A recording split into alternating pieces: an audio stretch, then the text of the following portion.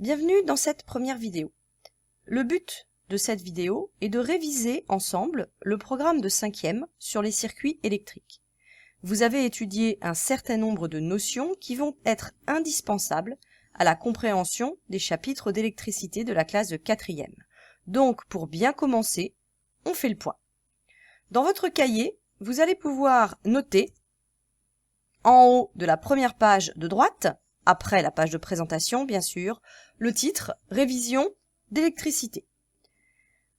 Tout d'abord, on va se demander ce que c'est qu'un circuit électrique. Un circuit électrique va contenir obligatoirement un dipôle générateur.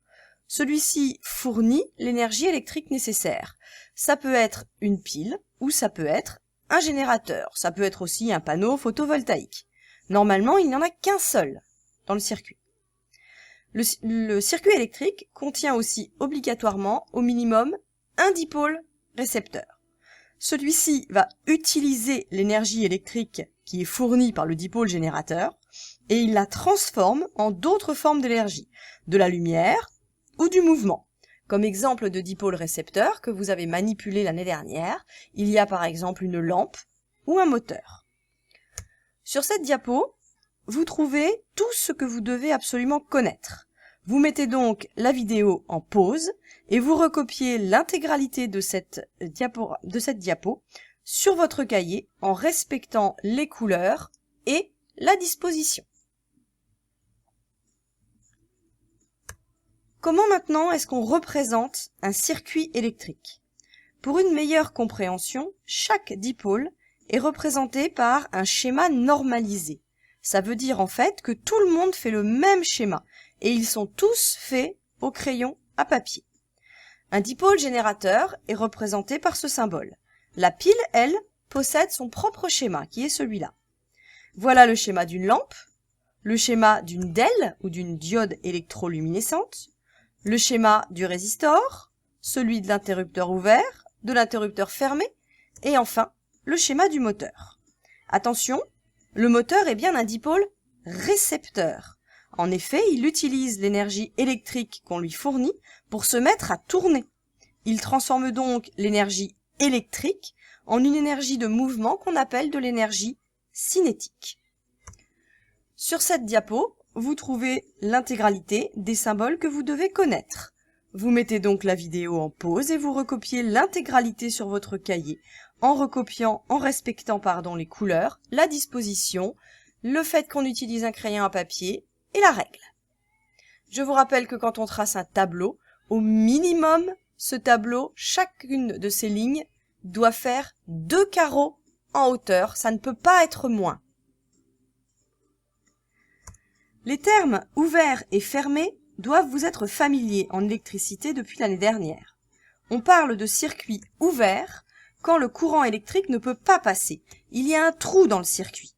Si le circuit contient une lampe, celle-ci va rester éteinte, qu'elle soit placée avant ou après le trou. Lorsque maintenant le circuit est fermé, le courant circule et dans ce cas, si le circuit contient une lampe, celle-ci va briller. Sur cette diapo, vous trouvez l'intégralité de ce que vous devez connaître. Vous mettez donc la vidéo en pause et vous recopiez l'intégralité de ce qui est écrit sur cette diapo.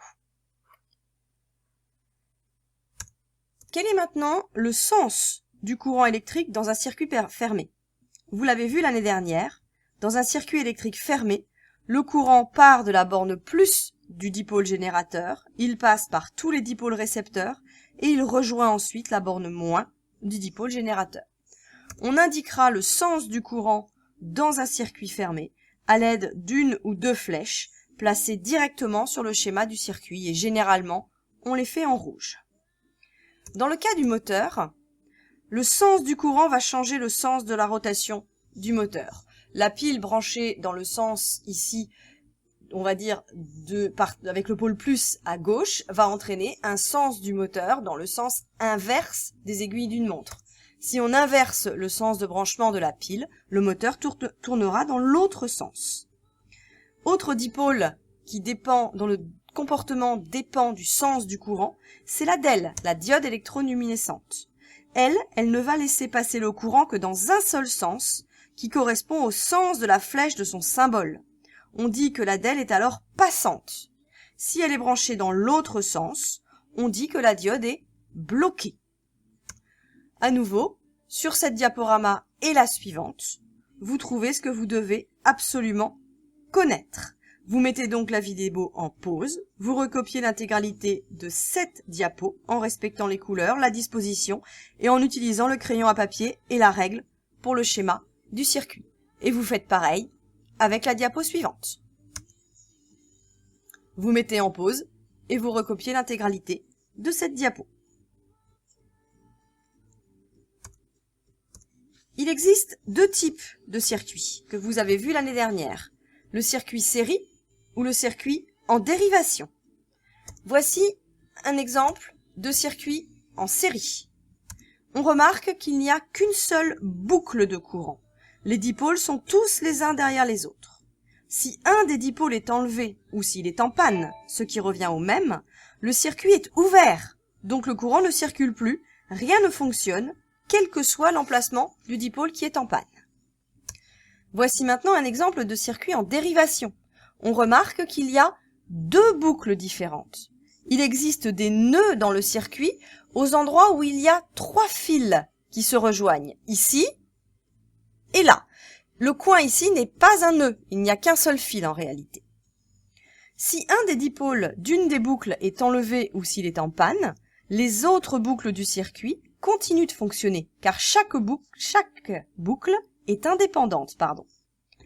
Et enfin, sur cette diaporama et la suivante, vous devez recopier intégralement ce qui est noté en respectant à nouveau les couleurs, la disposition, le fait que on utilise un crayon à papier et une règle pour faire des schémas. Et vous faites la même chose sur la diaporama suivante.